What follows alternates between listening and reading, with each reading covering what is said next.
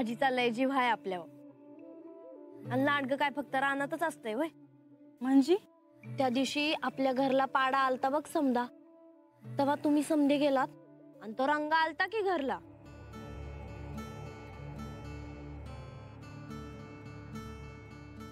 काय सांगतीस? पुढं ए बानू, रंग्या तुला काय वांगाळ बोलला नाही ना? त्याच्यात आहे का तेवढी धमक? तरी माझा हात धरायला निघाला होता, पण तेवढ्यात आजीने येऊन काठीचा एक दणका दिला हातावर। इतकी कावली त्याच्या आजीने दिला हाकलून त्या। मुडदा बशिवला त्याचा, नुसता आईच्याने बापाच्या जीवावर उडताय ते रंग्या।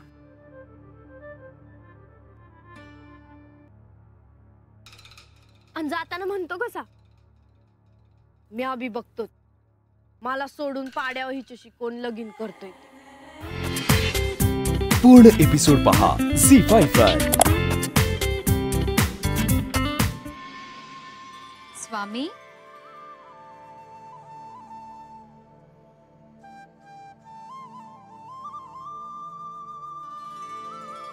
देवी, आपण स्वामी, आपण खंडेरायांच्या विवाहाच्या कार्यात इतके रममाण झाला होता की मला असे वाटले की आपणास माझे आणि या क्षीरसागराचे विस्मरणच झाले असावे। असे होणे शक्य नाही हे आपण चांगलेच जाणता। आम्हास आपले आणि क्षीरसागराचे स्मरण आहे। स्वामी, आता खंडेरायांच्या वाङ्निश्चयाचा कार्यक्रम संपन्न झाला।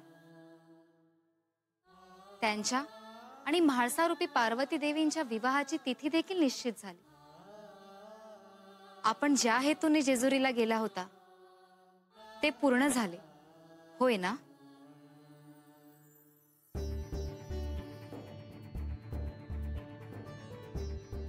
देवी, आपण काय सुचवायचा प्रयत्न करीत आहात ते ध्यानात येतंय आमच्या। अजूनही आमचे इथले कार्य संपन्न झालेले नाही।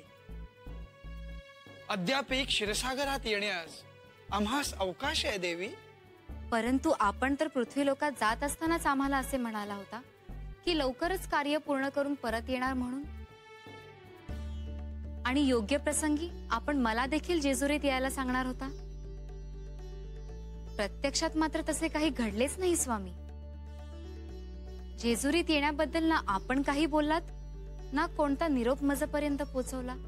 कारण अजून ती वेळ आलेली नाही देवी, पण लवकरच तो क्षण नक्की येईल। विवाहाची केवळ तिथी निश्चित झालीये, अजून विवाह झालेला नाही। खंडेरायांचा विवाह हे वाटते तितके सहज आणि सोपे कार्य नाही देवी। या कार्यात आम्हाला आपले सहकार्य लागणारच आहे। त्यावेळी आम्ही आपणास जेजुरीत नक्कीच बोलवून घेऊ। मला असे वाटले की भूतलावर आपण एकटे असल्याने मला बोलवणार असाल, पण खंडेरायांच्या विवाहाला मदतनीस म्हणून बोलवण्याचा मानस आहे तर। देवी, या भूतलावर आम्ही एकटे आहोत ह्याची भावना आमच्या मनी आहेच, परंतु आम्हाला या कृतयुगातील शिवशक्ती विवाह सोहळ्याचे कार्य देखील निर्विघ्नपणे पार पाडावयाचे आहे। रडू नकोस कुंभक, एक एक अस्त्र बाहेर काढ आणि पाठवून दे जेजुरीकडे। पूस, डोळे पूस, पूस।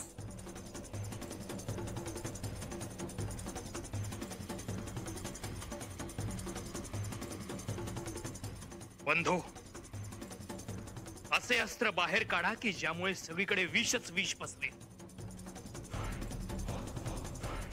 असे विष की लाही लाही झाली पाहिजे।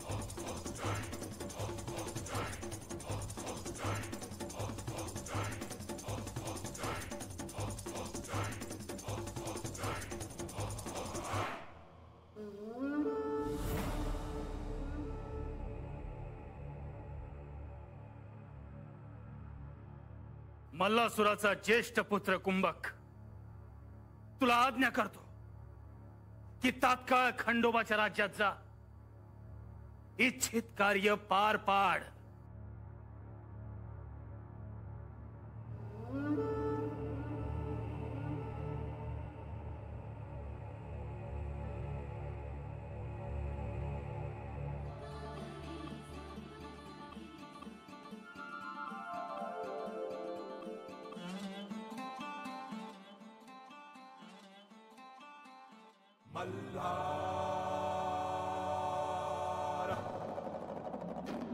बोलावे. कसे आहात? थोडा व्यस्त आहे. मग बोलायला वेळ कधी मिळणार? आपल्याशी बोलायचे म्हणून तूर्तास तरी सर्व कार्य बाजूला ठेवली आहेत. आपण हा सुवर्ण दर्पण मला दिलात म्हणून मी आपल्याला पाहू शकते, आपल्याशी बोलू शकते. अन्यथा तुमच्या विरहात मी कसे क्षण घालवले असते. तुम्ही दिलेली भेटवस्तू मला खूप आवडली. ही भेटवस्तू द्यावी हे आपणास कसे सुचले? कारण आपण आहातच इतक्या सुंदर. ईश्वर, आपण असेही बोलू शकता हे प्रथमच मला कळले. जेजुरी गडावर तर आपण फार गंभीर वाटत होतात. आपल्याला काही सांगायचे आहे. बोला. मी जेजुरीत प्रवेश करण्याआधी माझी एक अट होती आणि सर्वांसमक्ष मी आग्रही राहिले. ते आमच्या चांगले स्मरणात आहे. मला समजते आहे आपण असे का म्हणत आहात. त्या प्रसंगानंतर मी असे वागायला नको होते. आपण ऐकत आहात ना? होय म्हाळसा. आपल्या तोंडून माझे नाव ऐकल्यानंतर किती वेगळे वाटते.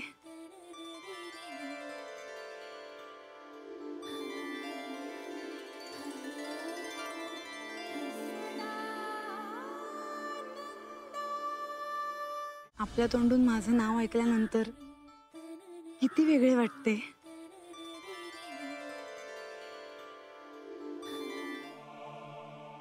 म्हाळसा, आपण काहीतरी सांगत होतात.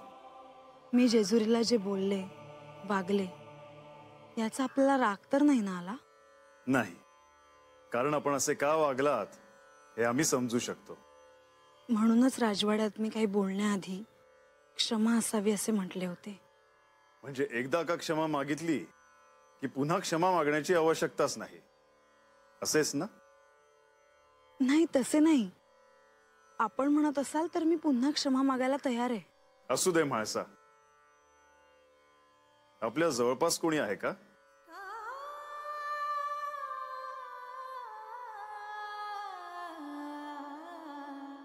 नाही, कोणी नाही.